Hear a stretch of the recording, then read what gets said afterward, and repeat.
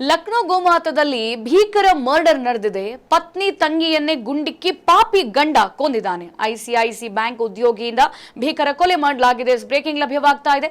ಕೌಟುಂಬಿಕ ಕಲಹ, ಹೆಂಡತಿ ತಂಗಿಯ ಮರ್ಡರ್ ಅನ್ನ ಪತಿ ಮಾಡಿದ್ದಾನೆ.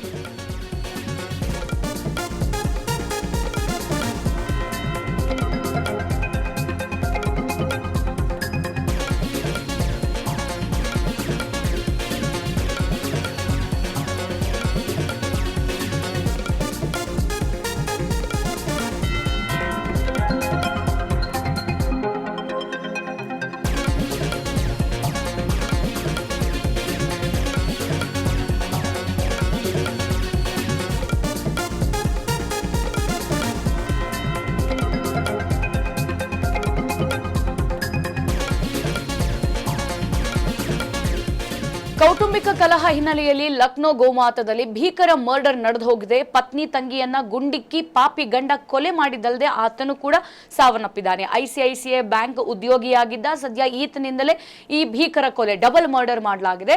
ಸದ್ಯ ಕೌಟುಂಬಿಕ ಕಲಹ ಇತ್ತು. ಒಂದ್ ಕಡೆಗೆ ಹೆಂಡತಿ ಹಾಗೆ ಹೆಂಡತಿ ತಂಗಿ ಇಬ್ಬರನ್ನೂ ಕೂಡ ಆತ ಮರ್ಡರ್ ಅನ್ನ ಮಾಡಿದ್ದಾನೆ. ಕೊಲೆ ಮಾಡಿ ಆತ್ಮಹತ್ಯೆ ಮಾಡ್ಕೊಂಡಿದ್ದಾನೆ. ಪಾಪಿ ಗಂಡ ಮಾನಸ್ ಅಂತ ಹೇಳಲಾಗ್ತಾ ಇದೆ ಆತನ ಹೆಸರು.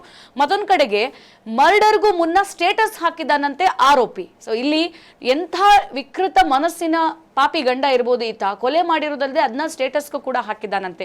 ನೋಡಿ, ಕೌಟುಂಬಿಕ ಕಲಹಗಳು 1000 ಇರಬಹುದು, ಅದಕ್ಕೆ ಕೊಲೆಯೇ ಅಂತ್ಯ ಅಲ್ವಲ್ಲ. ಕುತ್ಕೊಂಡು ಬಗೆಹರಿಸಿ ಮಾತನಾಡಿ ಅದನ್ನು ಬಗೆಹರಿಸಿಕೊಳ್ಳೋ ಪ್ರಯತ್ನವನ್ನ ಆತ ಮಾಡಬಹುದಿತ್ತು. ಸದ್ಯ ಈಗ ಲಕ್ನೋ ಗೋಮಾತದಲ್ಲಿ ಡಬಲ್ ಮರ್ಡರ್ ಆಗಿರುವಂತಹ ಭೀಕರ ಕೃತ್ಯ ನಡೆದಿರುವಂತದ್ದು. ಪತ್ನಿ ಹಾಗೆ ತಂಗಿಯನ್ನ ಕೌಟುಂಬಿಕ ಕಲಹ ಹಿನ್ನೆಲೆಯಲ್ಲಿ ಗುಂಡಿಕ್ಕಿ ಪಾಪಿ ಗಂಡ ಕೊಲೆ ಮಾಡಿದ್ದಾನೆ. ಐಸಿಐಸಿಐ ಬ್ಯಾಂಕ್ ಉದ್ಯೋಗಿಯಾಗಿದ್ದಾನೆ. ನೋಡಿ, ಆತ ವಿದ್ಯಾವಂತ ಕೂಡ, ಒಳ್ಳೆ ಕೆಲಸದಲ್ಲೂ ಕೂಡ ಇದ್ದಾನೆ ಬ್ಯಾಂಕ್ ಅಲ್ಲಿ.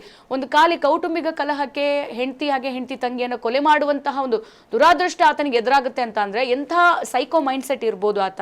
ಸದ್ಯ ಕೌಟುಂಬಿಕ ಕಲಹಕ್ಕೆ ಹೆಂಡತಿ ಹಾಗೆ ತಂಗಿಯ ಡಬಲ್ ಮರ್ಡರ್ ಲಕ್ನೋದಲ್ಲಿ ಆಗಿರುವಂತದ್ದು. ಕೊಲೆ ಮಾಡಿ ಆತ್ಮಹತ್ಯೆ ಆತನು ಕೂಡ ಮಾಡ್ಕೊಂಡಿದ್ದಾನೆ ಮಾನಸ್. ಆತ್ಮಹತ್ಯೆ ಮಾಡ್ಕೊಳ್ಳೋ ಮುಂಚ ಸ್ಟೇಟಸ್ ಅನ್ನು ಕೂಡ ಹಾಕಿದ್ದಾನಂತೆ. ಮರ್ಡರ್ಗೂ ಮುನ್ನ ಸ್ಟೇಟಸ್ ಅನ್ನು ಹಾಕಿ ಆರೋಪಿ ಮಾನಸ್ ಆತ್ಮಹತ್ಯೆಯನ್ನು ಕೂಡ ಮಾಡ್ಕೊಂಡಿದ್ದಾನೆ. ಕೌಟುಂಬಿಕ ಕಲಹ ಸಾವಿನಲ್ಲೇ ಅಂತ್ಯವಾಗ್ತವೆ ಅಂತ ಹೇಳಲಾಗುತ್ತಲ್ಲ, ಅದಕ್ಕೆ ಈ ಒಂದು ಕೇಸ್ ಕೂಡ ಉದಾಹರಣೆ. ಕಲಹಗಳನ್ನ ಕುತ್ಕೊಂಡು ಮಾತನಾಡಿ ಸಾರ್ಟ್ ಔಟ್ ಮಾಡ್ಕೋಬಹುದು. ಎಂತೆಂಥ ಸಮಸ್ಯೆಗಳನ್ನೇ ಕುತ್ಕೊಂಡು ಮಾತನಾಡಿ ನಾವು ಬಗೆಹರಿಸ್ಕೊಳ್ತೀವಿ. ಇದು ದೊಡ್ಡ ಸವಾಲೇನಲ್ಲ, ದೊಡ್ಡ ಸಮಸ್ಯೆ ಏನಲ್ಲ. ಸದ್ಯ ಕೌಟುಂಬಿಕ ಕಲಹಕ್ಕೆ ಬೇಸತ್ತು ಈಗ ಹೆಂಡತಿ ಹಾಗೆ ಹೆಂಡತಿಯ ತಂಗಿಯನ್ನ ಐಸಿಐಸಿಐ ಬ್ಯಾಂಕ್ ಉದ್ಯೋಗಿ ಮಾನಸ್ ಎಂಬಾತ ಕೊಲೆ ಮಾಡಿ ಲಾಸ್ಟ್ಗೆ ಆತನು ಕೂಡ ಸಾವನ್ನಪ್ಪಿದ್ದಾನೆ. ಸಾವನ್ನಪ್ಪೋ ಮುಂಚೆ ಸ್ಟೇಟಸ್ ಹಾಕ್ಬಿಟ್ಟು ಆತನು ಕೂಡ ಸುಸೈಡ್ ಮಾಡ್ಕೊಂಡಿದ್ದಾನೆ.